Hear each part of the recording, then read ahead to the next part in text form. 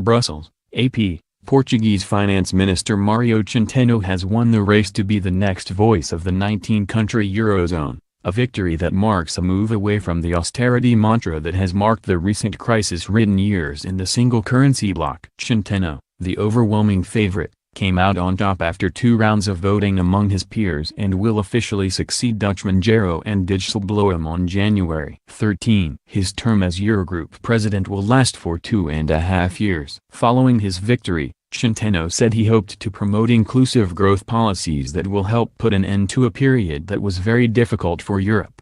Other priorities include bolstering the resilience of the eurozone, he said. We have a very unique time window to further prepare our economies and our societies better, Centeno said after seeing off the challenge from Luxembourg's Pierre Gramigna, Slovakia's Peter Kazimir and Latvia's Dana Reiznieks.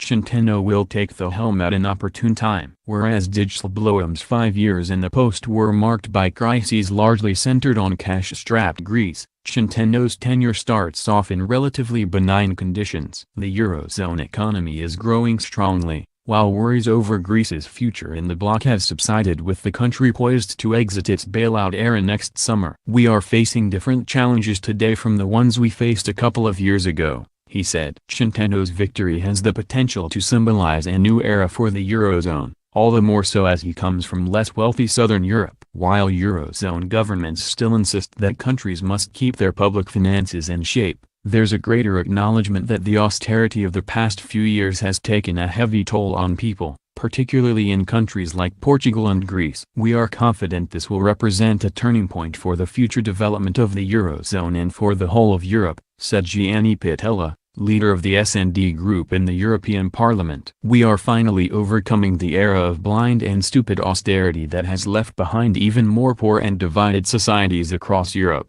One of those societies is Portugal. The country was one of 4 eurozone countries, along with Greece, Ireland, and Cyprus, that had to be bailed out during the region's debt crisis. In 2011, Portugal required a €78 billion, $93 billion, rescue after its budget deficit grew too large and international investors asked for hefty premiums to lend to the government. In return for the financial lifeline offered by its partners in the eurozone and by the International Monetary Fund, the then center-right Portuguese government had to enact a series of spending cuts and economic reforms. Portugal exited its bailout program in 2014. While the austerity strategy had the desired effect of putting Portugal's annual budget into better shape, the austerity demanded by creditors accentuated a deep recession and sharply raised unemployment. Following a backlash against austerity, the Socialist Party came to power in late 2015, with Centeno,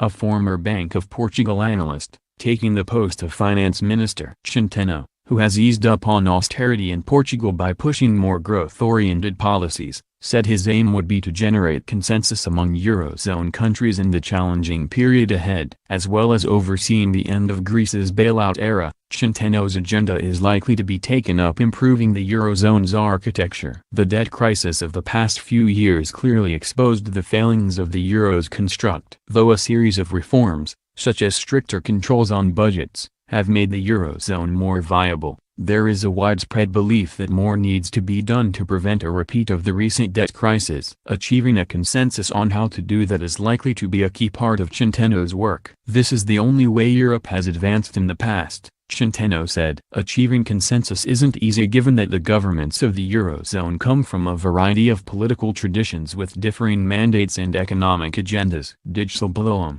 whose Labour Party fared poorly in Dutch elections this year and is no longer part of the coalition government in the Netherlands, was considered a skilled operator in bridging differences and maintaining a consensus, particularly over austerity. That was especially the case during the Greek crisis of 2015, which saw the country nearly crash out of the euro before the newly elected left-led government in Athens agreed to a last-minute international bailout. Dijsselbloem's advice to his successor was to keep the Eurogroup together and united and to urge countries that use the euro to be wary of complacency in light of the recent economic upturn, which is expected to see the region grow at a decade-high rate. Particularly in this time, it's very easy to lean back and relax.